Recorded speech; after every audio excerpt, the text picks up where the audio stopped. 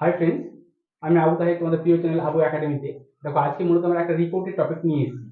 তো দেখি চলো বোর্ডে কি লিখেছি আমরা।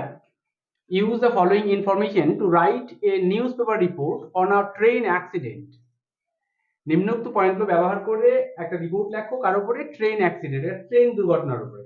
তো আমরা দেখি পয়েন্টে কি লিখেছি। Date 2nd June 2023, time 7 PM, মানে সন্ধ্যা 7টা বা রাত্রি 7টা বলতে পারো। Place near Bahanagar Bazar railway station, Balasore, Odisha. দেখো, আমরা এই প্লেসটা দিয়ে যা বুঝলাম তাতে এটা করমণ্ডলে যে ট্রেন অ্যাক্সিডেন্ট হয়েছিল, বিধ্বংসী একটা অ্যাক্সিডেন্ট বলতে পারো 2023-এ। তো সেই রিপোর্ট নিয়েই মূলত আমরা আলোচনা করবো আজকে। কি বলছে দেখো, place near Bahanagar Bazar railway station, Balasore, Odisha.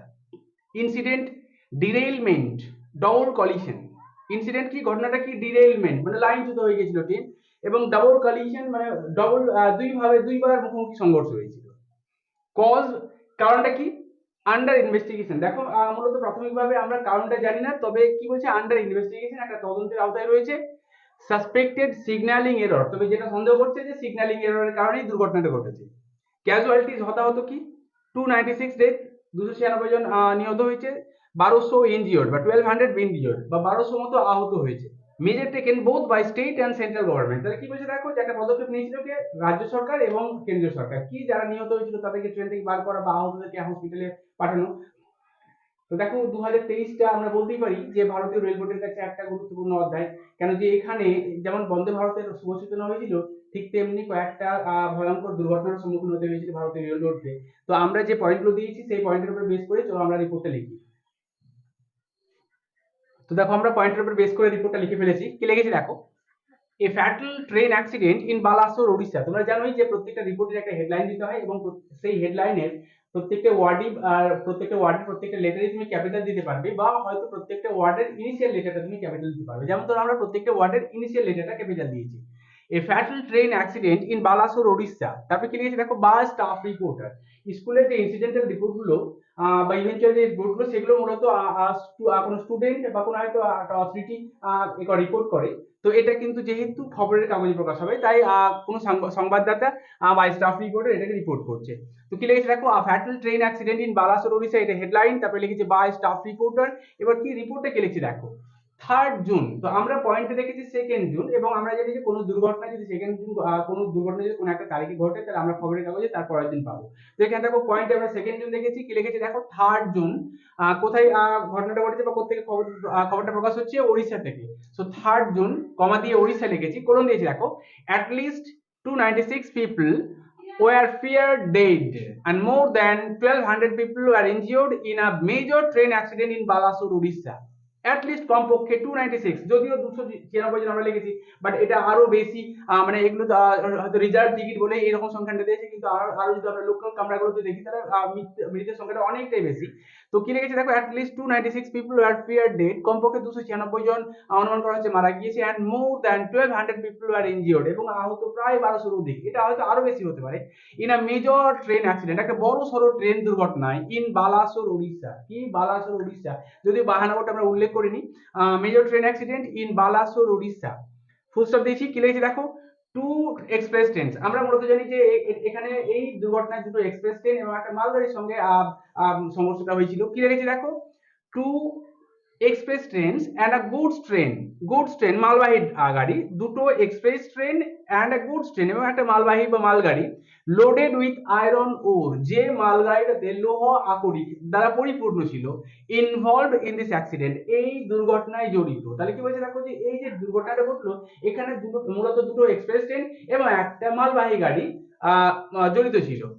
It is one of the most deadly train accident in Indian history. তাহলে বলতে পারা যায় যে এই যে দুর্ঘটনাটা ঘটলো, এটা ভারতীয় ইতিহাসের একটা বিধ্বংসী, একটা ভয়ঙ্কর ট্রেন দুর্ঘটনা। তাহলে ভারতীয় ইতিহাসে যে সমস্ত বড় বড় ট্রেন দুর্ঘটনা ঘটেছে, তার মধ্যে অবশ্যই এটা একটা। It is one of the most deadly train accident, এটা অবশ্যই একটা বিশাল বড় ট্রেন দুর্ঘটনা ইন ইন্ডিয়ান হিস্ট্রি, ভারতীয় ইতিহাসে। The 12841 Coromandel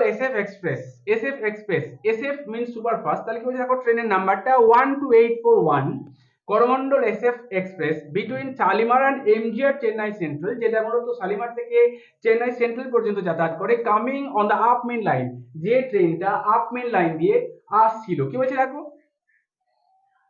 The 12841 Coromandel SF Express, Superfast Express between Shalimar and MGR, Chennai Central was coming on the up main line. এই ট্রেনটা যেটা মূলত শালিমার থেকে এমজিআর চেন্নাই সেন্ট্রাল চলে অর্থাৎ করমন্ডল এসএফ এক্সপ্রেসটা, সেটা কি coming on the up main line দিয়ে আসছিল আপ লাইনে।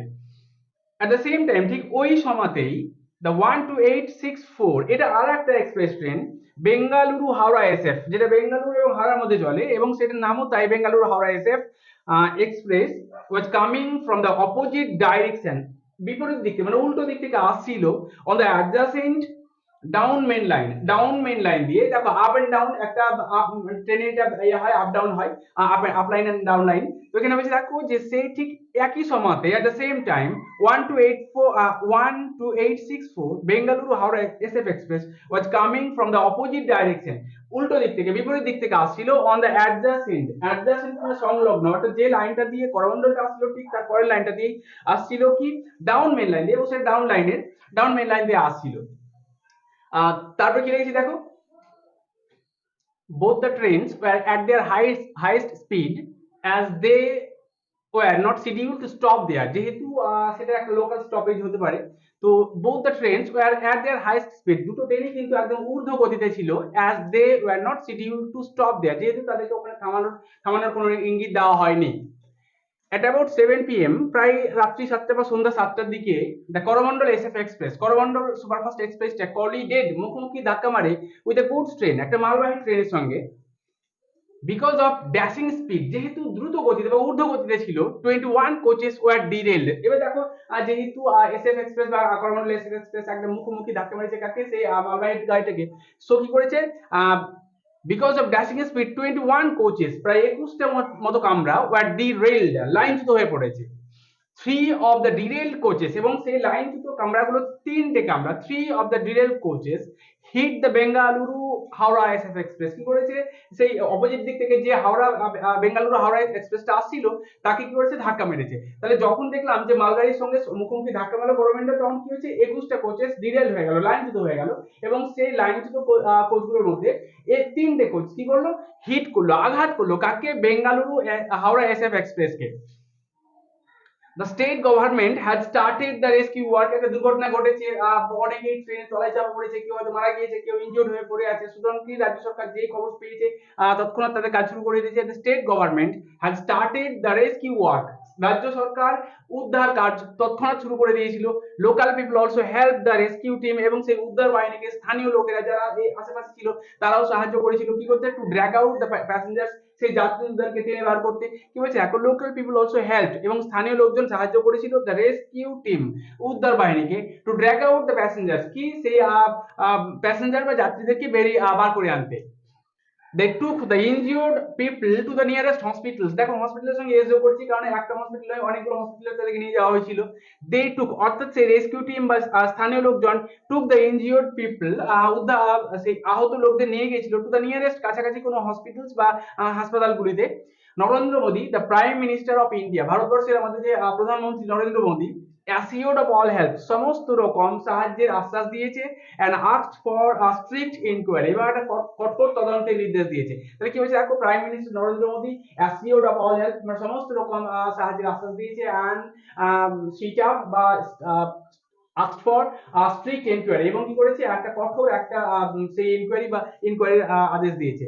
The central government and Indian Railway Board, কেন্দ্রীয় সরকার এবং ভারতীয় রেল বোর্ড অ্যানাউন্সড, ঘোষণা করেছিল কম্পেনসেশন, ক্ষতিপূরণ, বোথ ফর দ্য ইনজিওর্ড, আহত লোকদের প্রতি, and the family of the dead, এবং মৃতদের পরিবারের প্রতি। তাহলে কি বলছে দেখো, যে সেন্ট্রাল গভর্নমেন্ট, কেন্দ্রীয় সরকার এবং রেলওয়ে বোর্ড দুজনেই কিন্তু ক্ষতিপূরণ ঘোষণা করেছিল কাদেরকে, আহত লোকদের প্রতি এবং সেই সমস্ত পরিবারের প্রতি যে পরিবারের লোকজন নিহত হয়েছিল। তো দেখো আমরা এই যে পয়েন্টটা দিয়েছিলাম সেই পয়েন্টের উপরে বেস করে আমরা রিপোর্টটা লিখে ফেলেছি। এখন আমরা স্ক্রিনশট করার জন্য খানিকটা রেখে দিচ্ছি, ফাঁকা রেখে দিচ্ছি, তোমরা অবশ্যই দেখবে রিপোর্টটা এবং শুনবে, বুঝবে, স্ক্রিনশট নেবে যাতে করে তোমরা সুন্দর করে লিখতে পারো। এবং দেখো যেহেতু এইটা খুবই খুবই ইম্পর্টেন্ট একটা টপিক তোমাদের মাধ্যমিক এবং উচ্চ মাধ্যমিক এর জন্য। যদিও দেখো মাধ্যমিকে একবার হয়তো নোটিশ একবার রিপোর্ট আসে, তবে এমনটা নয় যে পরপর দুবার রিপোর্ট আসেনি বা পরপর দুবার নোটিশ আসেনি। এবং যেহেতু এটা খুবই একটা ইম্পর্টেন্ট টপিক, বলতে পারো একটা ভয়ঙ্কর দুর্ঘটনা, সুতরাং এই গতবার হয়তো 2023-এ রিপোর্ট এসেছিল, কিন্তু 2024-এ আসবে এমনটা কোনো নিশ্চিত নেই, আসতেই পারে, যেহেতু একটা ইম্পর্টেন্ট টপিক।